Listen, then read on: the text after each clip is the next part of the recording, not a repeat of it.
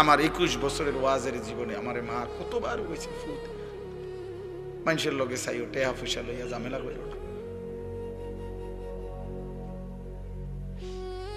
বহুদিন কইছে মা আমার এই কথা, কোনোদিন মানুষে দিলে দিব না দিলে নাই, কিন্তু চাইও কোনোদিন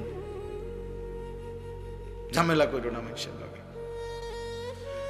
আজকে ঘুম থেকে উঠছি সকালবেলা, মা আমারে বলতেছে আমার রং আইসা যে ফুত আমার তো একটা দাঁত পড়ে গেছে। নিজে নিজে আমার সাথে বসে নাস্তা খায়, কয় ফুত আমি তোর লগে রুটি খামু কেমনে, তো তোর আমার বিবিরে বলছে যে একটু যাও বানায় দিতে, ওটি খাই। আল্লাহ আমার মাকে মাফ করে দেন। চলো ভাই, এই জন্য দোস্ত আমার, তোমাদের অনেকের চুল দেখলে বোঝা যায় তোমাদের অভিভাবক নাই, তোমার মতোই তুমি।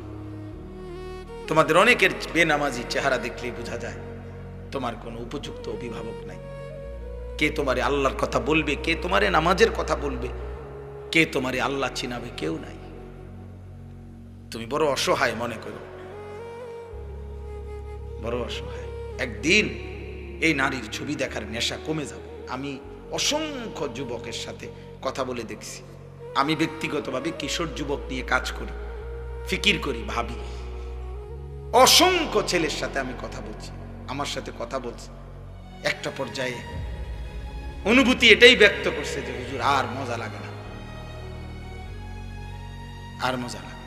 গুনাহ একদিন অতৃপ্ত বানায় দেয়, এমনি অতৃপ্তি, গুনাহ অতৃপ্তি বানায় দেয়। স্ত্রীর প্রতি ভালোবাসা মানুষের মৃত্যু পর্যন্ত থেকে যায়, কিন্তু নর্তকীর প্রতি ভালোবাসা থাকে না। আপন কন্যা সন্তান, আপন ছেলের প্রতি ভালোবাসা মানুষের মৃত্যু পর্যন্ত থেকে যায়, কিন্তু রাস্তার বেহায়া নারীর প্রতি ভালোবাসা মানুষের চিরস্থায়ী থাকে না। অতএব মোবাইলের নারী, রাস্তার নারী বেহায়া তোমারে সুখ দিবে না, তোমার জীবনটা নষ্ট করবে, একদিন আফসোস জুটাবে। আল্লাহ তোমাদের সমস্ত ছেলেদেরকে কবুল করে নেন। কেউ যদি না থাকে আব্বা, আল্লাহ তো আছে। কথা বলেন, আছে কিনা? আল্লাহ তো আছে কিনা বলেন? তাইলে আল্লাহ তো আছে আব্বা। আম হাসিবাল্লাযীনা ইয়ামালুনা আস-সাইয়্যাত আন ইয়াসবিকুনা, আল্লাহ বলে তোমরা যারা ভেবেছো গুনাহ করছো, আর যদি ভেবে থাকো আমি আল্লাহর থেকে ছুটে যাবা, আমি আল্লাহর থেকে ডিঙ্গায়া যাইবা। পৃথিবীর বহুত জনের থেকে তুমি ছুটে গেছো, কতজন চেষ্টা করছে তোমারে, আর কেউ ধরতে পারছে না। তুমি যদি ভাবো এই রঙে রঙে আমি আল্লাহর থেকে ছুটে যাবা, সাআ মা ইয়াহকুমুন, আল্লাহ বলে এটা বড় নিকৃষ্ট ভুল সিদ্ধান্ত নিছো বান্দা। তুমি জানো না আমার মতো মালিকের হাত থেকে কেউ ছুটতে পারে না।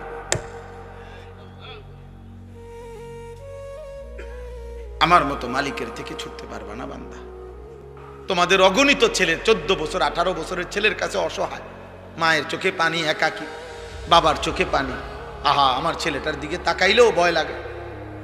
চুল রাখছে বেঈমানের মতো, মুশরিকের মতো, দেখলেই বোঝা যায় সন্ত্রাসী, চাঁদাবাজ, দেখলেই বোঝা যায় জুয়ারি, দেখলেই বোঝা যায় নেশাখোর, দেখলেই বোঝা যায় নারী উলঙ্গ ছবি দেখে অভ্যস্ত, দেখলেই বোঝা যায় সাপ দিয়া ধরে লাইব, ঘুষিও দিয়া লাইতারে, কনিও দিয়া লাইতারে। যার কারণে অসহায় মা বাবা, অসহায় শেষ পর্যন্ত অসংখ্য মা বাবা, আমি জানি বেটা, অসংখ্য মা বাবা নিরুপায় হইয়া ভাবে যা কোনো না কোনো ভাবে তারে বুদ্ধি দিয়া বিদেশ পাঠাইয়া দে, বা চোখের থেকে সরা, কোনো না কোনো কামে টামে লাগাইয়া দে, সরা। এই চুল চেহারা, এই অজাত, এক ওয়াক্ত নামাজ নাই, সেজদা নাই, আল্লাহ নাই, খোদা নাই। মা ডাক দিলে একটা ডাকের সাড়া দেয় না, বাপ ডাক দিলে একটা ডাকের সাড়া দেয় না। এরকর তারে সরা, কোনো না ভাবে সরা, চোখের আড়াল কর। এরপরে যদি কয়টিয়া দেয় দিল, না দিলে বাদ দে, তো তার ফতেতে চলুক। আমার কাছে কত অভিভাবক এটা বলছে যে হুজুর কি করবো, আর এই জন্য কোন রকমে সরাইছি। আহা, কয়জন ছেলে নামাজ পড়ছো বাবা? কয়জন ছেলে বলো?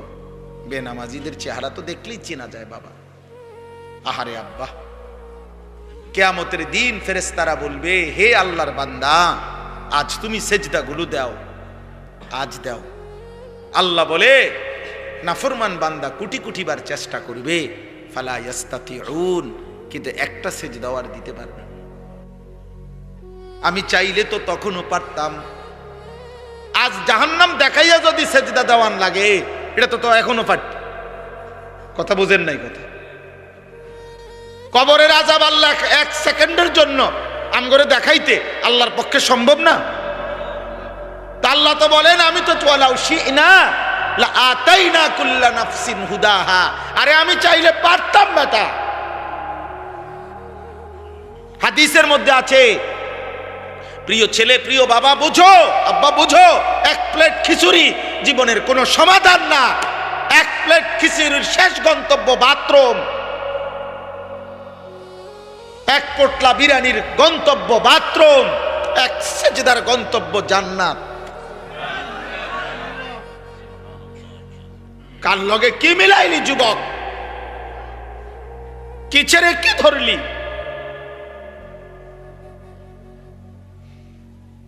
একটা বনরুডির গন্তব্য কি, একটা সেজদার গন্তব্য কি? আয় হায় হায়, কি করলা বাবা? ধরলা কি, ছাড়লা কি?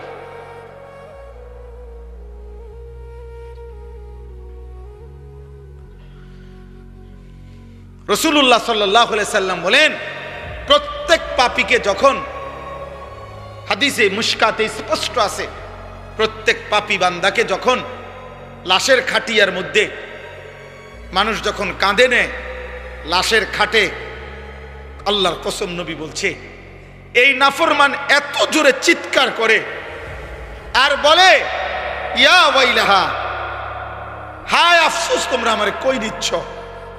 আমারে নিও না, তোমরা কবরের দিকে নিও না, আমারে নিও না। আল্লাহর কসম নবী বলছে, যদি একবার পৃথিবীর মানুষ ওই নাফরমানের লাশের খাটিয়ার চিৎকার যদি একবার জীবনে শুনতো, লা সাইকা, পৃথিবীর সব মানুষ বেহুশ হয়ে যাইতো। আর কোনোদিন মানুষ কারো লাশ কাঁধে নিত না, আর কোনোদিন কোনো জানাজা দাফন হইতো না। মানুষের লাশ পড়ে থাকতো, কুকুর বিড়ালে টাইনা হেসরাইয়া খাইত। কারণ ওই তো এই ভয়ে নিবে না কাঁধে, কারণ যদি এটা চিৎকার মারে।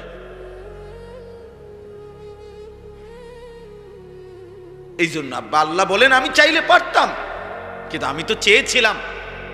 আমি আল্লাহ ১৬ লাখ নবী রাসূল পাঠাইছি। আমি আল্লাহ 23 বছর আমার বন্ধুর রক্ত শরীর ঝাঁঝরা করে দিছি। আমার বন্ধুর কলিজার খুন ঝরাইছি, পিঠে ঝাঁঝরা করেছি তায়েফের রক্তে, উহুদের দান দান শহীদে, ক্ষুধার কষ্টে পেটে পাথর বাঁধাইয়া, রাত্রি গভীরে চোখের পানি ফেলিয়ে আমি আল্লাহ তাআলা আমার বন্ধুর মাধ্যমে দিন পৌঁছাইছি। আমার কোরআন নাজিল করে দিয়েছি। লক্ষ লক্ষবার আমি আল্লাহ বলেছি, বলতে চেয়েছি। কবর, হাসর, আখেরাত, মিজান, ফুলসেরাত আমি আল্লাহ চেয়েছিলাম। এগুলো না দেখে, আমার নবীদের কথা শুনে, আমার রাসূলের কথা শুনে, আমার কোরআন শুনে, ওলামায়ে কেরামের কথা শুনে আমি চেয়েছিলাম তুমি না দেখেই সেজদা দিবা, বিশ্বাস করবা, মানবা।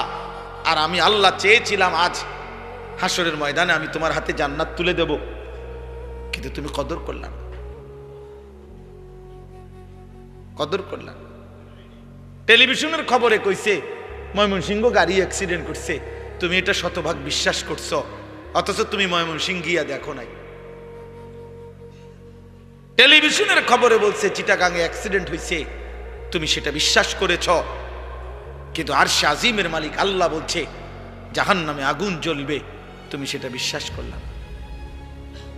এই সৃষ্টির সর্বশ্রেষ্ঠ রাসূল নবী পাক সাল্লাল্লাহু আলাইহি সাল্লাম, যিনি বন্ধুর কাছেও শ্রেষ্ঠ, যিনি দুশমনের কাছেও শ্রেষ্ঠ, যিনি ইমানদারের কাছেও শ্রেষ্ঠ, যিনি মুশরিক কাফেরের কাছেও শ্রেষ্ঠ। 1450 বছরে পৃথিবীর যেই নবীকে গবেষণা করছে, ইমানদার কাফের প্রত্যেকের কাছে আমাদের নবী সর্বশ্রেষ্ঠ। সেই তিনি বললেন কবর, হাসর, আখিরাত, মিজান, ফুলসেরাত, আমি আপনি তার কথা মানলাম না। আফসোস বেটা, আফসুস, আফসুস বেটা। আজ ঘরে যাইও না বাবা, সেজদা না দিয়ে ঘরে যাইও না। আল্লাহ কোরআনে বলছেন প্রত্যেকটি মানুষ যখন ঘুমায় আমি আল্লাহ তার দেহ থেকে তার রূহ আলাদা করে রাখি। কোরআন শরীফের আয়াত এটা, সূরা জুমারের মধ্যে আছে, আল্লাহু ইয়াতাওয়াফাল আনফুসা হিনা মাউতিহা ওয়াল্লাতী লাম তামুত ফি মানামিহা। মানুষের ঘুম মানে কি? মানুষের ঘুম মানে মানুষের দেহ থেকে রূহ বিচ্ছিন্ন করো। ঘুম আসে কখন? আমরা তো চোখ বন্ধ করে থাকি অনেকক্ষণ, কিন্তু 2 মিনিট, 5 মিনিট, 10 মিনিট, আধা ঘন্টা, 20 মিনিট ঘুমায় না, ঘুমায় না, ঘুমায় না, এপাশ ওপাশ করে, চোখ বন্ধ করে রাখছে, লাইট বন্ধ, সবই ঠিক আছে, কিন্তু ঘুম আসে না কেন? আল্লাহ তাআলা বলে, না বান্দা, বাজারে সব পাওয়া যায়, খাট পালং, লেপ তোষক কম্বল, এসি, দরজা জানালা সিটকারি, কিন্তু 2 চোখের ঘুম আমি দেই। আর ঘুম দেই মানে রুহুটাকে আলাদা করি, এটাই ঘুম। এরপরে আমি চাইলে ফেরত দেই, আমি না চাইলে রেখে দেই। ফায়ুমসিকুল্লাতী কাযা আলাইহাল মাউত ওয়া ইউরসিলুল উখরা ইলা আজালিম মুসাম্মা। তবে মনে রেখো বান্দা, যাকেই আমি ফেরত দেই প্রতিবারই, তবে সেটা একটি নির্দিষ্ট সময়ের জন্য ফেরত দেই, একদিন আর ফেরত দেব। কুল ইয়াতাওয়াফাকুম মালাকুল মাউতিল্লাযী ওয়াক্কিলা বিকুম। আল্লাহ বলে, বন্ধু আপনি বলে দেন, তোমাদের প্রত্যেকের জন্য নির্ধারিত মালাকুল মউত ফেরেশতা একদিন তোমাদের রূহ নিয়ে আসবে আমার কাছে, সেদিন আর ফেরত দেব। ঘুমের টাইমও আনে, বাকি আমি ফেরত দেই, কিন্তু আমি মালাকুল মউতকে দিয়ে যেদিন আনাবো সেদিন আর ফেরত দেব, সেদিন আর ফেরত দেব।